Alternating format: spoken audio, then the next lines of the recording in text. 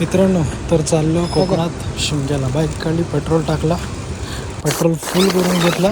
Mumbai Goa highway इथून निघालो. इंदापूरला stop घेतला. इंदापूरला मस्त काजूची घरे, काजूच्या बिया.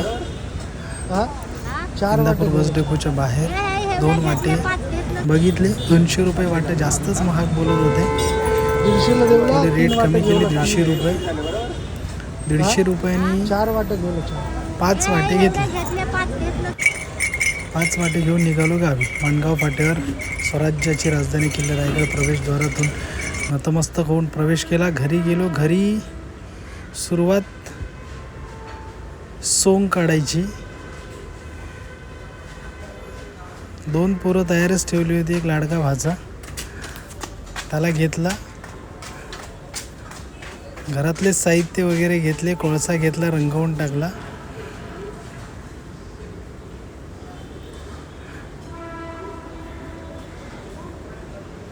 त्यानं दाखवलं शिमग्यामध्ये कसं सोंग काढतात. आमच्याकडे नाचगं कुंभो म्हणून अशी सोंग प्रत्येक गावात काढली जातात.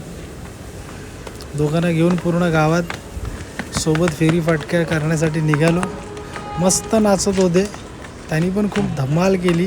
खाली गेल्याच्या नंतर आणखी गावातली पोरं आली, त्यांना पण मुखवटे घातले. सगळे सजले आणि सगळेजण मिळून निघालो गावच्या प्रत्येक घरात, प्रत्येक अंगणात नाचायला, सोंग काढायला.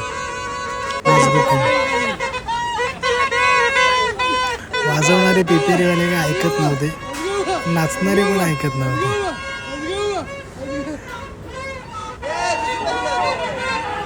सर्वांनी धमाल केली. बरेच वर्ष शिमग्यात कोणी सोंग काढलं नव्हतं. मला असं वाटतंय मुंबईत सगळेजण असल्याने पोरं गावाला कमी आहेत आणि कमी पोरं असल्यामुळे कोण सोंग काढायला मागत नाही. आणि ह्या वर्षी सुट्टी लागून आली, त्याच्यामुळे मुंबईची पोरं गावी आली आणि सोंग काढायला सुरुवात. शिमग्यातला आनंद खूप वेगळा असतो. सगळे एकत्र असतात. पैसा दाखवल्याच्या नंतर नाचणारे धन्ना. बऱ्याच ठिकाणी जवळजवळ गावात सर्व घरांमध्ये फिरलो. खूप मज्जा केली.